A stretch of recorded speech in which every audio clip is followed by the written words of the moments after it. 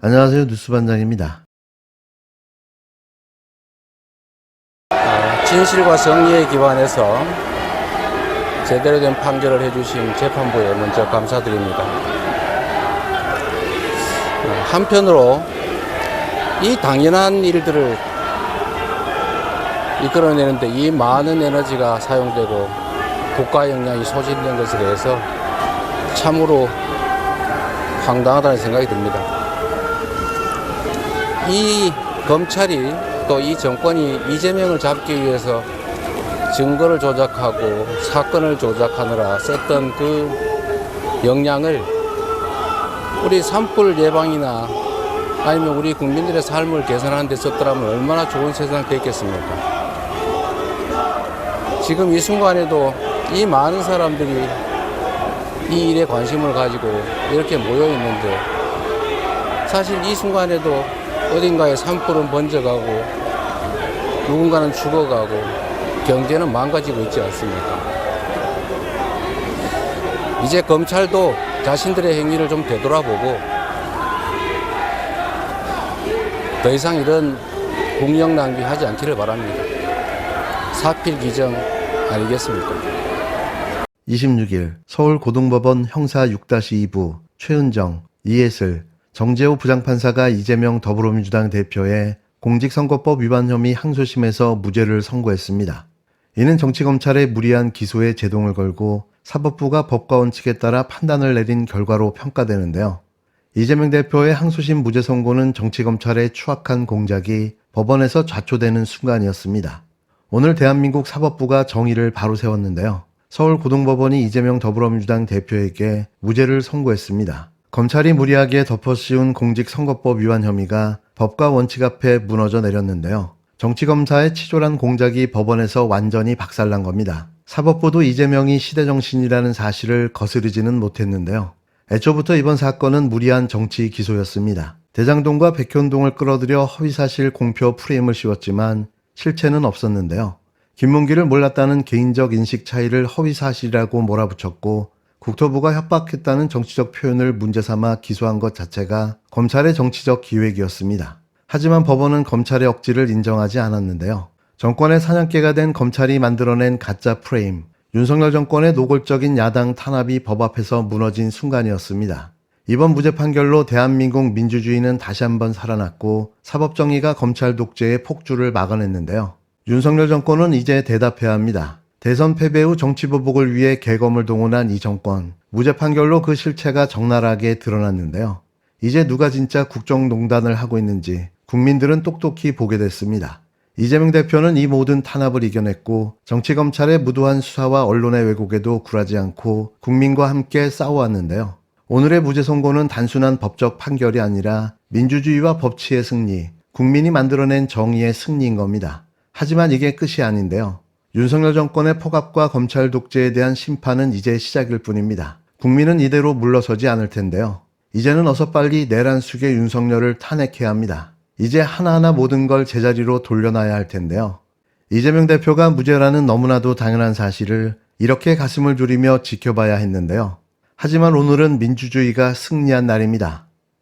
만약에 4월 4일, 그러니까 다음 주 수요일까지 금요일 선거에 대한 공지가 없다. 그러면 전 즉시 이 플랜을 준비해야 된다고 봐요. 그것까지 준비해둬야 금요일 가능성이 더 높아진다고 봐요, 저는. 뭐가 있을까? 윤석열의 복귀를 국회가 가진 합법적인 권능과 권한으로 막을 방법이 있나? 막을 수도 있어요. 어떻게요? 근데 그러면 우리가 지금까지 한 번도 본 적이 없는 상황이 될 수도 있어요. 예를 들면 국무위원들 5명을 추가로 네. 탄핵하는 거예요. 그럼 3분의 2가 넘지 않아서 국무회의 의결을 할 수가 없어요. 그럼 법안 통과가 안 돼요. 네. 법안 통과가 안 되니까 15일 후면 자동으로 법안이 선포되는데 그 선포 권한을 국회의장이 가져요. 그러면 특검법 통과시키는 겁니다. 특검을 다시 하는 거예요. 네. 특검 다시 윤석열 구속시키는 거예요, 다시. 그리고 국무회의 의결을 할 수 없으니까 2명의 헌재재판관도 임명할 수가 없어요. 그렇죠. 그게 교착 상태가 되는 거예요. 대선에 들어갈 수도 없고, 그리고 윤석열이 복귀하지도 않고, 이거는 뭐 한 번도 가본 적이 없는 길이라 수많은 사람들이 혼란스러워하고 난리법석이겠죠. 근데 둘 중에 하나 선택해야 되는 거 아닌가요? 윤석열 복귀를 그냥 지켜볼 것이냐, 아니면 제가 말한 이런 방법 외에도 여러 가지 방법이 있을 수 있는데. 뭐 지금까지 걸어보지 못한 새로운 길을 계속 걷고 있으니까. 그런 선택의 기로에 설 수도 있어요. 그런데 그런 보관들이 있어야 된다고 보는 거죠. 그렇게 가야 된다가 아니라 그런 보관이 있어야 된다. 맞습니다. 예. 그 시나리오를 다 검토해 봐야 된다. 법적으로도 검토하고. 물론 아니었으면 좋겠는데 그것까지 각오하고 대비해야 그 정도 결기여야지 저는 윤석열 탄핵도 가능하다고 봅니다. 헌재의 선의를 가지고 기다려주는 거는 다음 주 금요일까지가 마지막이라고 봐요, 저는. 지금도 이미 들썩들썩해요, 사람들의 마음은. 그럼요. 예. 근데 저는 다음 주 금요일까지는 저는 개인적으로 기다려야 된다고 보는데 기다리는 건 기다리는 것이고 그 사이에 준비할 것을 준비해야 된다고 봐요. 26일 김어준의 겸손은 힘들다 방송에서 김어준 총수가 한 말입니다. 모든 말에 100% 공감하는데요. 또 그래야 한다고 생각합니다. 이제는 수단과 방법을 가리지 말고 움직여야 할 때인 거죠. 하지만 공감할 수 없는 단 한 가지는 시기의 문제인데요. 다음 주로 넘어가면 저는 늦는다고 생각합니다. 이번 주 28일 금요일이 데드라인이어야 하는데요. 더 기다려줄 이유가 있을까요? 이제는 모두가 온 힘을 다해 이 무도하고 불의한 무리들과 맞서 싸워야 합니다. 더 절박한 쪽이 이깁니다.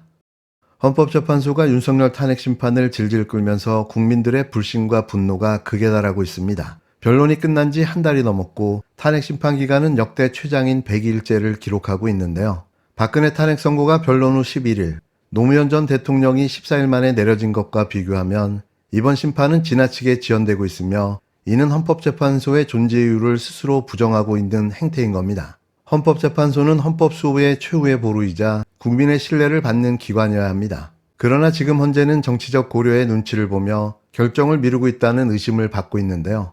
이미 위헌 위법성이 뚜렷한 사안을 두고도 이렇게 시간을 끄는 것은 헌재가 스스로 그 역할을 방기하는 것과 다름이 없습니다. 이제 더 이상 늦출 이유가 없는데요. 헌법재판소는 내일이라도 즉시 탄핵 심판 선고를 해야 합니다. 시간이 지날수록 정치적 혼란은 커지고 국민들의 불안과 사회적 갈등은 더욱더 깊어지고 있는데요.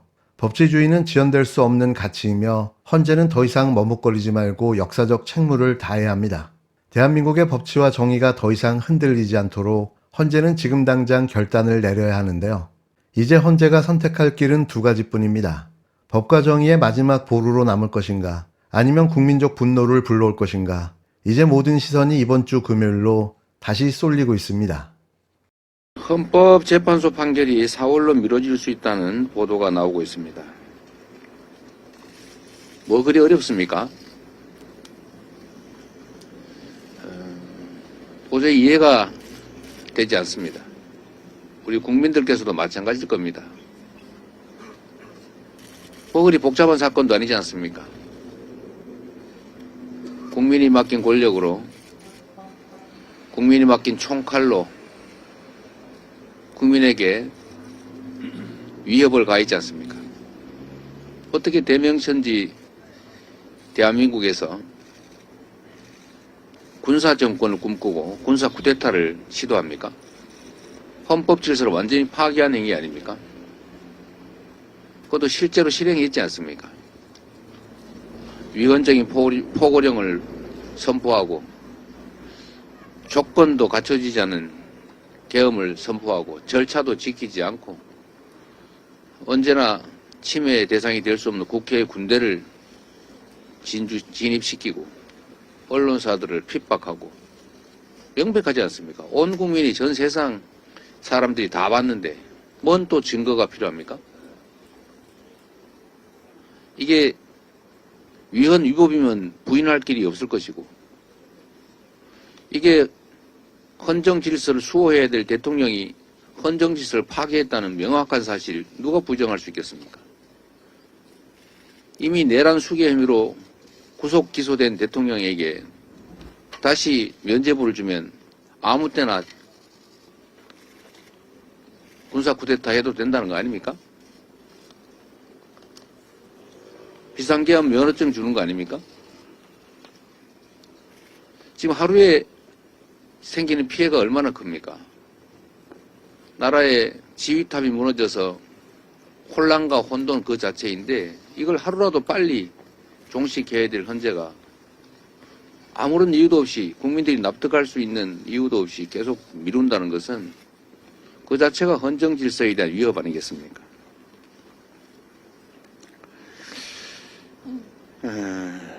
골드만삭스까지 우리 경제 성장률 예측치를 또 0.3% 하향했습니다. 경제가 어떻게 살겠습니까? 박근혜 탄핵 당시에 갈등 비용이 1,740조 원이었다고 합니다. 그런데 윤석열 대통령의 이런 친위 쿠데타로 인해서 촉발된 갈등 비용은 2,300조 원쯤 될 거라고 합니다. 저런 사람들이 생기지 않습니까? 국민들 사이에 왜 싸움 나게 만듭니까? 탄핵 심판 선고가 장기화되면 국가 신용 등급도 낮아질 수 있다는 분석도 나옵니다. 우리 더불어민주당 민주연구원이 계엄 100일의 대가 보고서라고 하는 책을 만들었습니다. 이런 내용인데 이거 한번 보시면 우리 국민들이 두고두고 갚아야 될 청구서가 빼곡하게 기록되어 있습니다. 몇 가지 말씀을 드려보면 작년 4분기 GDP가 6조 3천억 원이 증발했습니다. 가구당 한 50만 원 정도씩 갑자기 사라졌습니다. 자영업자가 20만 개가 추가 폐업했습니다. 20만 명이 직업을 잃었다는 거죠. 종업원까지 하면 더 많겠죠. 주식 시가총액이 144조 원이 날아갔습니다. 갑자기 내가 가진 주식 자산이 없어져 버린 거예요. 코인 하락, 세수 결손, 신용 등급 비상 이런 건 따질 필요도 없죠. 생산, 소비, 투자 모두가 다 감소했습니다.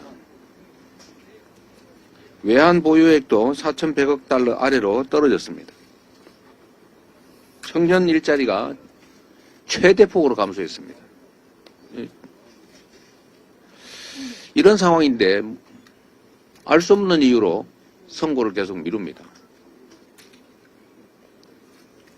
어느 쪽이든 빨리 결론을 내야 국정이 안정이 될 것입니다.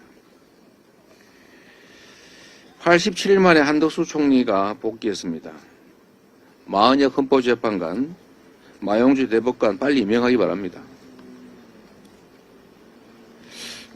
이게 계모임에도 규칙이 있고 초등학교 학급에도 규칙이 있지 않습니까? 규칙을 어기면 제재를 해야 그 공동체가 유지가 됩니다.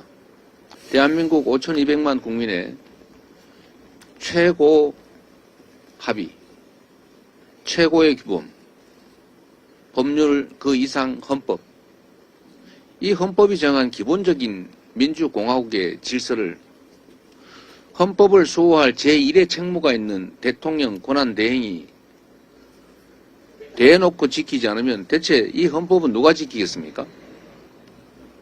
이 나라는 어떻게 되겠습니까? 최고 책임자가 최고 규범을 대놓고 어기는 마당에 어떻게 우리 국민들한테는 규칙을 지켜라, 교통질서 지켜라, 죄 짓지 말아라, 형법을 어기지 말아라, 약속을 했으면 지켜라, 남의 돈 빌렸으면 떼먹지 말고 갚아라, 이런 요구를 어떻게 합니까? 이게 나라가 되겠습니까? 한덕수 권한대행 복귀했다고 하는 것은 지위와 권력을 회복했다는 뜻이 아니라 책임과 역할을 더 가지게 됐다라는 것으로 이해하시기 바랍니다. 책임을 이행하는 것이 더 중요합니다.